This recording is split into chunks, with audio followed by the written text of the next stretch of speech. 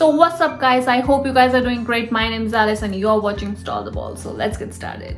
I know हम लोग बहुत frequently videos अभी नहीं post कर रहे because मैं ऑफिस में busy और मानव अपने assignments और सब चीज़ में busy. So I hope you guys understand, but I'm really happy that I am getting a lot of subscribers. I hope जल्दी से 1000 हो जाए. I know you guys are the best, so उस बात की मुझे कोई टेंशन नहीं है. सो गाइज, इस वीडियो में मैं आप लोगों को बताने वाली हूँ कि आप क्या क्या सामान यहाँ पर ला सकते हो. एंड प्लीज़ नोट दैट ये मैं आपको मिनिमम स्टफ बता रही हूँ, मतलब यहाँ पे, बिकॉज आपका ऑफकोर्स जो लगेज होगा, जो भी इसका साइज होगा, आप उस अकॉर्डिंग अपना सारा सामान रख सकते हैं. बट मिनिमम ये चीज़ें आप लाओगे तो it will be beneficial for you. तो ठीक है, स्टार्ट करते हैं. So first of that is jacket. तो जैकेट में आई मीन टू से कि आप किस तरीके की जैकेट्स यहाँ रख सकते हो, बिकॉज बहुत लोग ऐसे कंफ्यूज रहते हैं कि यहाँ का टेम्परेचर कैसा रहता है. तो मैं आपको बोलूँगी कि 3 टाइप की कैटेगरीज मैं कह सकती हूँ डिवाइड इन जैकेट्स को. तो फर्स्ट, एक लाइट जैकेट जो आप किसी भी टाइम मतलब वेयर कर सकते हो, बट वो थोड़े पतले कपड़े की हो कि आपको बाहर ठंड ना लगे, क्योंकि यहाँ पर इट्स ऑलवेज विंडी. तो आपको एक जैकेट तो हमेशा मतलब कैरी करने का मन करेगा ही. तो एक वो वाली जैकेट.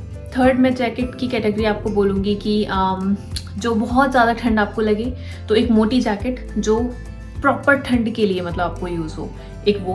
और एक थर्ड ऐसी जैकेट जो ना बहुत ज़्यादा ठंडी हो ना बहुत ज़्यादा गर्म, और ऐसे मीडियम सी जो जैकेट्स होती हैं, बट कोशिश करना कि उनका जो अपर जो बाहर वाली साइड होती है वो थोड़ी प्लास्टिक वाली हो, ताकि यहाँ बारिश हो तो आपको उससे बचाव हो जाए.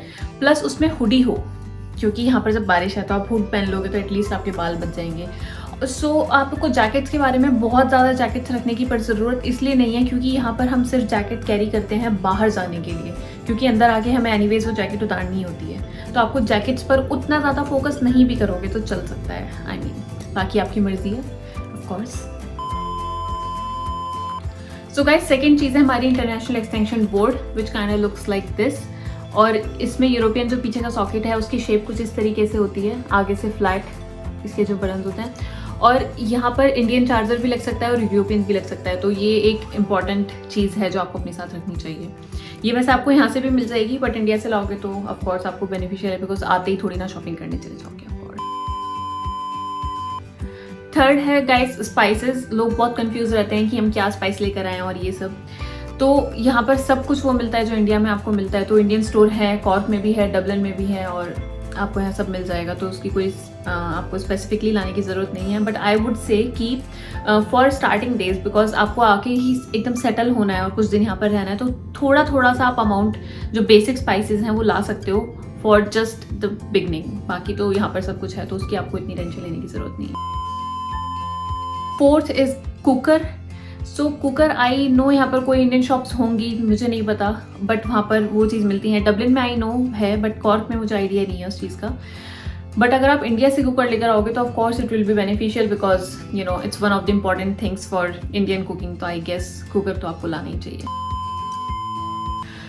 फिफ्थ थिंग इज गाइज चकला बेलन. I know, I am not sure आप लोग कितने लोग कुकिंग करते हो नहीं करते, बट जो लोग कुकिंग करते हो तो उनको चकला बेलन तो यहाँ पर एटलीस्ट लाना ही चाहिए, बिकॉज ये यूटेंसिल्स में वो 2 चीज़ें हैं जो बाकी मतलब मिलनी थोड़ी मुश्किल है, एकदम से आपको शायद ना मिले. One of the thing guys कि आप जहाँ पर भी अकोमोडेशन के लिए जाओगे, चाहे वो हॉस्टल है, चाहे कोई रेंट वाला घर है, कुछ भी है, वहाँ पर हमेशा आपको कटलरीज मिलेंगी. तो आपको इतनी टेंशन ये लेने की ज़रूरत नहीं है कि प्लेट्स, चाकू, छुरी, ये सब चीज़ें. और आपको इवन इस शॉप से बाय भी करना है तो it's not even that costly, it's very cheap.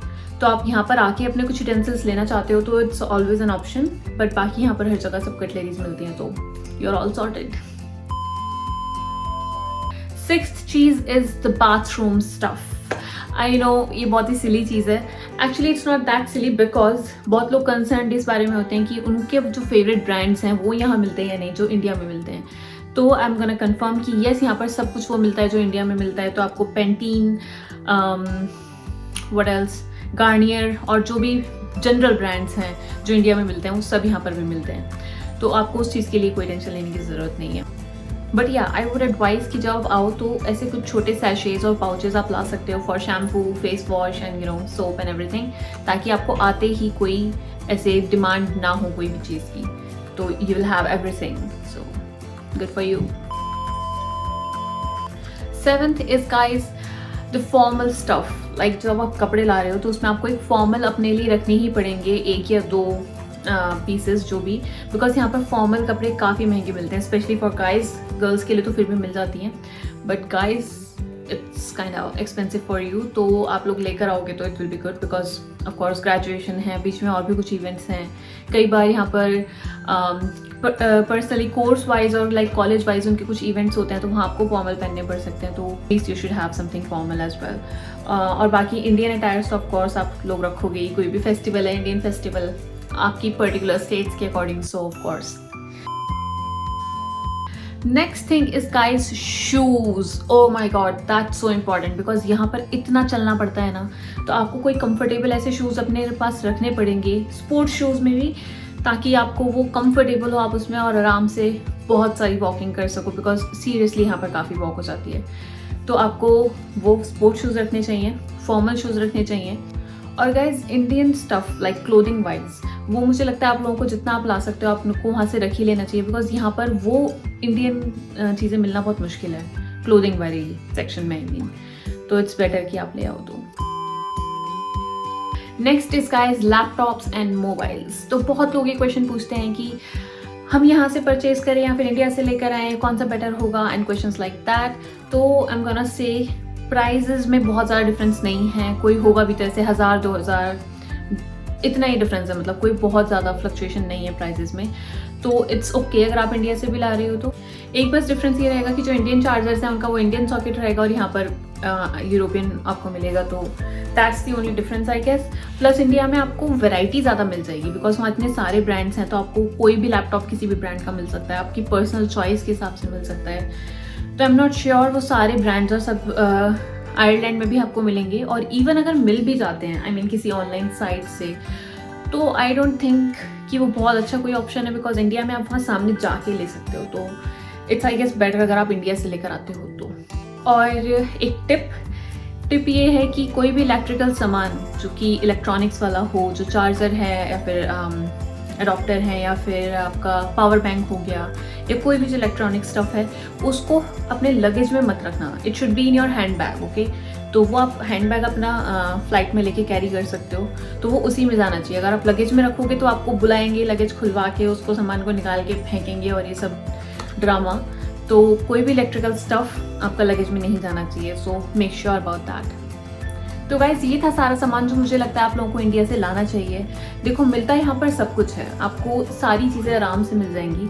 It's just कि जब आप यहाँ पर सेटल हो रहे हो और फर्स्ट टाइम आ रहे हो, तो आपको थोड़ा टाइम लगेगा सब कुछ फिगर आउट करने में कि कौन सी शॉप से क्या मिल रहा है, कहाँ क्या प्राइजेज हैं एंड एवरीथिंग। तो इट्स ग्रेट अगर आप कुछ सामान इंडिया से ही लेकर आ रहे हो और वो सामान थोड़ा थोड़ा बिट्स एंड पीसेज में, मतलब थोड़ा थोड़ा हो आपके पास, ताकि आपको कोई प्रॉब्लम्स ना फेस करनी पड़े यहाँ पर सेटलिंग टाइम में।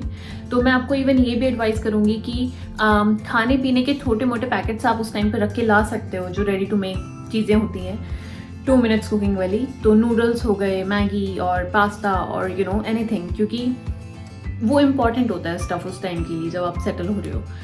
तो उसके बाद तो आप यहाँ के सब कुछ कर ही सकते हो of course. So that's it for today guys. I hope आप लोगों को वीडियो पसंद आई हो। अगर आपको पसंद आई तो please like, subscribe and share our channel, और कमेंट्स में मुझे बताना अगर मैंने कोई चीज़ मिस करी हो तो I am so sorry about that. For more updates you can follow us on Instagram as well. Our Instagram handle is coming below right now. Have a happy Holi guys. Bye bye. See you until next time.